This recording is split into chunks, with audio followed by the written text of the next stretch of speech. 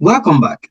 In this lesson, we'll be considering identity and access management, which we call IAM or IAM. Identity and access management determines who can access systems, data, and services. And having a good understanding of IAM or IAM or identity and access management helps explain why many breaches start with stolen credentials rather than technical exploits. Let's get right into it. Why does IAM matter? It matters because access control sits at the core of cybersecurity, and IAM or IAM manages access control. Other reasons are access is the foundation of security. Most attacks begin with compromised identities. IAM defines who can access what and when, and weak IAM practices lead to large-scale breaches. What does identity mean in cybersecurity? Identity is how systems recognize users and services. An identity represents a user or a system. It can belong to a person, service, or application. Identities are verified using credentials, and identity is central to all access decisions. That is, without identity, there is no better way to manage access. Now that we've known what an identity is in cybersecurity, what is access? Access defines what an identity is allowed to do. It controls actions like read, write, modify, or delete. Access applies to systems, data, and services. It determines the level of interaction allowed, and access must be controlled carefully.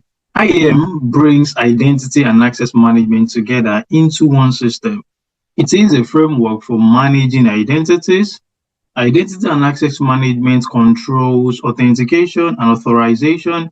It also ensures the right access at the right time, and it enforces security policies consistently. What are the components of identity and access management? IAM works through several connected parts, and some of them are identity creation and management, authentication methods to verify identity, authorization rules and permissions, and monitoring and regular access reviews. Let's now consider authentication in IAM. Authentication answers the question of who you are. It verifies an identity. It uses passwords, tokens, or biometrics. It is often strengthened with multi-factor authentication, and it is the first step in access control. Next is authorization in IAM. Authorization decides what you're allowed to do. It determines permitted actions. It is based on roles or attributes. It happens after authentication, and it limits damage if an account is compromised. Let's now look at least privilege in identity and access management.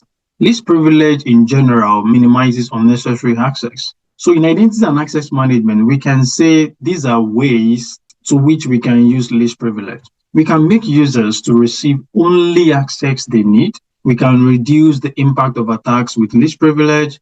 It can help us limit insider threat damage, and it is a core component of IAM principle. Role-based access control, RBAC or RBAC, simplifies access management. Permissions are assigned to roles in role-based access management. Also, users inherit permissions from their roles, and it is easier to manage at scale, and role-based access management is widely used in many organizations. Let's now consider identity lifecycle. The truth is, access needs change over time. That is, identities are always created, access can change as roles evolve, promotions can happen, and roles changes require updates, and access must be removed when no longer needed. Let's now consider IAM and CIA triad.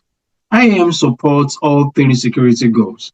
Confidentiality is protected through access limits, integrity is protected through permission checks, availability is supported through controlled access, and IAM is central to the CIA triad in general. Here are common failures in IAM. Many breaches result from IAM mistakes. That's the truth. And here are some of the common failures. The first one is excessive permissions. These are very common.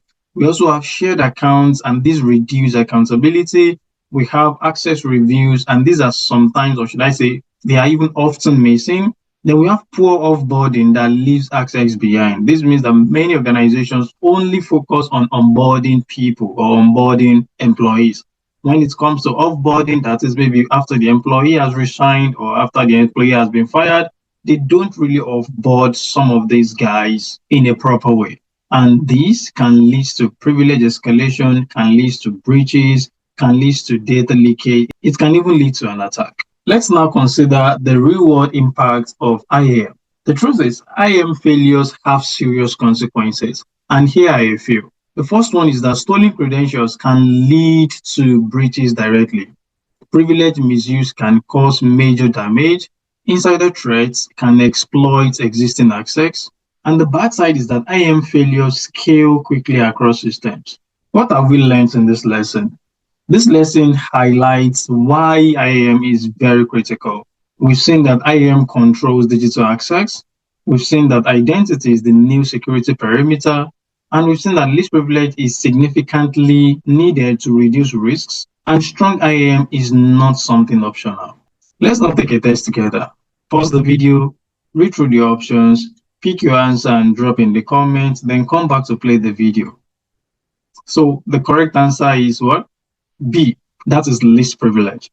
That's all for this lesson. If you're yet to subscribe to our channel, please do that now. And do not forget to like, share, and comment on this video. In fact, I would like to know what you've learned in this lesson in the comments. Also, thank you and see you in the next lesson.